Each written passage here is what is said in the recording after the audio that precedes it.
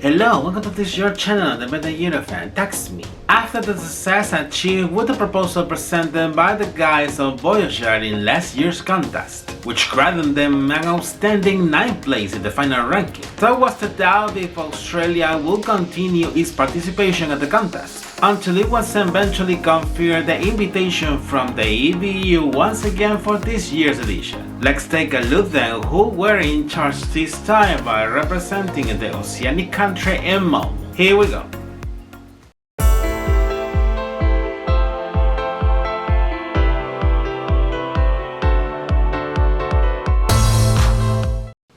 For today's episode, I'm going to review the Australian entry for Eurovision 2024, which has been represented by the duo Electric Figures with the song One Milkali, One Blood. We'll start by reviewing a little about their biography and career before leaving the Eurovision experience.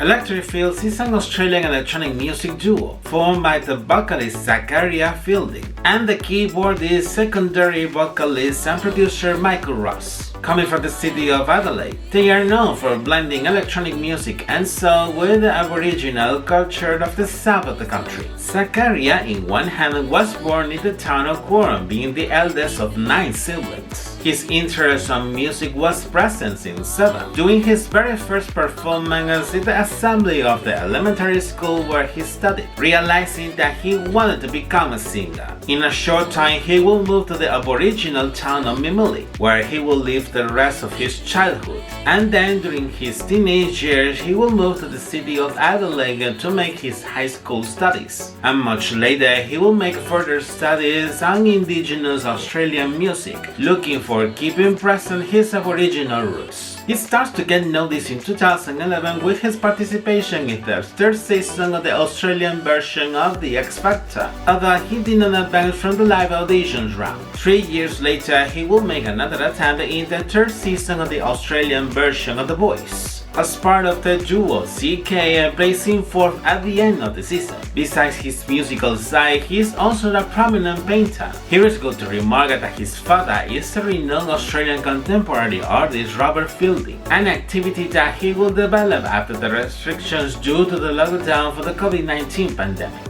Today, he keeps doing both artistic phases at the same time. His paintings are exhibited in renowned art galleries throughout Australia, and he has received several awards and acknowledgements for his artistic work as a painter. Michael, on the other hand, comes from the city of Adelaide. His musical skills are quite remarkable, being a singer, songwriter, pianist, and musical producer since many years ago, already having acknowledgement among the Australian musical industry. Stands out in this case his composition Equal Love, released in 2012, having been used as an anthem for the campaigns in support for marriage equality both in Australia and United States. The following year, he had an attempt to get noticed as a performer by participating in the 5th season of the Australian version of The X Factor, 2 years after Zachariah did. But in an outcome similar to his, he did not advance from the live auditions round. They would join Common Pax in 2015, starting a musical career together and naming themselves as Electric Fields. Their musical work blends electronic music with pop and soul, also incorporating elements from the Aboriginal culture as I have mentioned previously, and performing their songs not only in English, but also in the Aboriginal languages Pidgin Tetiara and Yankoni Tetiara, originally from Southern Australia. They will release their first EP the following year, being promoted in many musical festivals nationwide, and they will also start to receive awards and acknowledgements for their musical work. During 2018, they have a remarkable participation in a documentary series produced by the Australian public broadcaster named Boys from the Desert, where it was showcased part of Zachariah's personal story, getting deep into his origins during his life in the Aboriginal town of Mimili, as well as his artistic and personal growth. 1 year later, in 2019, they will have their first attempt to represent Australia at Eurovision, participating in the first edition of the then Australian national final Eurovision Australia Decides. they will compete with the song 2000 or whatever, in which they were very close to make it, after placing second behind the singer Kylie Miller-Heidke, who ended up being the winner during that time, gaining the ticket to represent Australia in the edition held on Tel Aviv, Israel. Despite not achieving the victory, they did have a brief appearance at the contest, after being selected as the spokespersons for the points for the Australian jury. Their participation in the international final will also help them to get more recognition in the Australian musical scene, having gigs nationwide and collaborating with other artists. Standing out in this case, the one made with the Norwegian trio Kino, who were the Norwegian representatives that same year, by releasing the single Will I Lie during April 2020. Much later in 2021, they would sign a record deal with a world-renowned record label, with which they would release several singles during the following years. What they could not imagine, however, is that they would have the chance in the course of time to represent the country on European soil. Let's see then how they became the Australian representatives for the contest. Initially, during last year, there was the speculation if there was a phase closure for the Oceanic country in the competition, after the expiration of the agreement for 5 years, which lasted from 2019 to last year precisely. But then, after the announcement of the participating countries in last December, Australia was appearing on the list one more time, thus clearing any doubt of uncertainty. We have to remind in this case that as the Australian Public Broadcasting is an associate member of the European organization, an express invitation was required to be able to participate in the competition. Then later, during last mid-February, the broadcaster announced that they would reveal their representative for Malmo in early March, although they did not give more details about the entry for the time. At first, there were intense rumors in local media that the singer Dannii Minogue, sister of the Australian superstar Kylie Minogue, will be the next Australian representative, but none of the involved neither confirmed nor denied those rumors. 2 days before the announcement, the broadcaster released a very short snippet of the selected song, with many fans predicting that electric fields were the chosen act, and they were not wrong in fact, as they were effectively announced as the Australian representatives, by also releasing both the song and its accompanying official music video. A track to appeal to the sense of unity despite the differences. Let's take a look at the proposal with which they finally attended the contest. Being true to their style, the melody blends electronic music and soul with elements of the Australian Aboriginal music, in which stands out the use of the didgeridoo in many parts of the song, by giving it a ceremonial and mystic character. Vocally speaking, both Zakaria and Michael are fine, perceiving the performing style of both of them a high influence from soul music. The lyrics, on the other hand, have been written by themselves in English with a few phrases in the Aboriginal language Yankuni Tetiara, in a homage to the Aboriginal community of Zakaria, with which he grew up in Mimuli, being the first time in the history of the contest that an Aboriginal language is featured in an entry. Curiously, the song was written in the same period of time when they participated in the Australian national final, having been one of the potential songs ahead of their participation, before ultimately choosing the song 2000 or whatever, as we already know. About the contest behind the lyrics, this will take inspiration from one of the paintings on Robert, Zakaria's father, titled Milkali Gurju, which in English translates as One Blood, like the song's title, which symbolizes the Aboriginal and non-Aboriginal Australians working together. Reading the lyrics in detail, this entails a deep and mathematical meaning. First, there's the reference to the number 0.618, which is the inverse of the golden ratio base. This mathematical constant is normally observed in the repetitive patterns reflected in the nature. It is also used in art, architecture, and design, and it is associated with the balance of things. From this reference, they appeal to the fact that the balance is important in the world we are living, by realizing how both significant and insignificant we are at the same time, and that to maintain that balance we should think, love, and be as one. Then some references of the 1980s and 1990s pop culture are intertwined in the different parts of the lyrics. like the group Fleetwood Mac or the singer Janet Jackson, to mention a few examples. There is no doubt that the message appeals for the togetherness of people, beyond the differences, because in the end we are all humans, and as the song's title says, we share the same blood.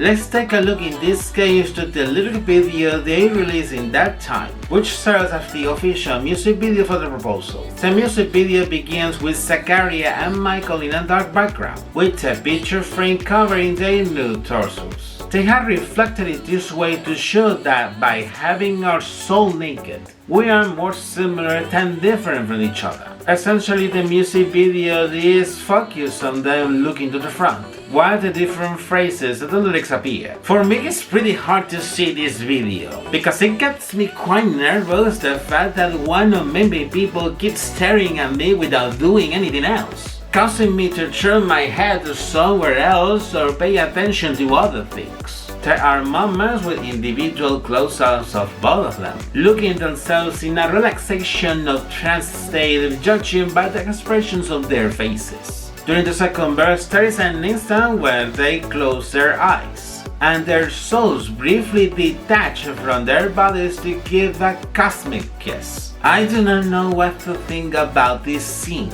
especially taking into account the fact that they identify themselves as two feminine brothers that are not romantically involved. So this scene is quite incomprehensible and confusing to me. The dynamic from the music video remains technically similar, which still gets me nervous, watching for a brief instance how their bodies glow to the sound of the didgeridoo in the second chorus, symbolizing the fact that we are all made of matter, appealing to the harmony and balance with ourselves, the others, and the nature. Towards the end of the music video, there is another shot in which Michael lays his head on the left shoulder of Zakaria, while the dynamic remains similar until the end of the performance. While I take off my nervousness from the previous music video, now I will comment about their live performances. In this case, the duo was one of the few artists that did not have been featured in many of the Eurovision pre-parties of the season, by only performing in one organized in Copenhagen, Denmark a few days before the contest, in which they had an acceptable performance. For the staging in Momo, according to what it could be seen during the first rehearsals, they will be on the stage joined by 3 backing singers and a didgeridoo player. Zakaria wears an outfit that I would describe as elegant Aboriginal style, while Michael wears a very unique outfit with symmetric patterns, maybe inspired by one of the paintings of Zakaria or his father Robert. The lighting, in the other hand, is the fare needed, and they will also appeal to a wide use of visual graphics, in which in fact it was known that many of the paintings done by Zakaria will be seen. Watching their live performance in the first semi-final, the performance begins with close-ups of Zakaria, until he starts to interact with Michael while the visual graphics are being shown. As anticipated previously, it will be the paintings of Zakaria, which come to life like matter in motion, in line with what is expressed in the lyrics of the song. During the second verse, the close-ups are focused on Michael, until the shot leads to the leg strings at the bottom of the stage, seeing both of them like in the music video slowly disintegrating. Soon thereafter, Zakaria is now with the backing singers that join the stage, although it is not clear if they are, because they are not seen singing too much. And then in the second chorus, the didgeridoo player appears on the stage, looking like a typical Australian Aboriginal. The dynamic remains pretty identical, with all of them moving around all the stage, while the phrases in Yankuni Tatiara appears in the leg strings at the bottom of the stage until the end of the performance. Honestly, I got lost with the presentation of this proposal from them, as there were elements that were truly related with the song, but there were others that were not that much, resulting in a not pretty cohesive performance. Vocally speaking, they started quite well,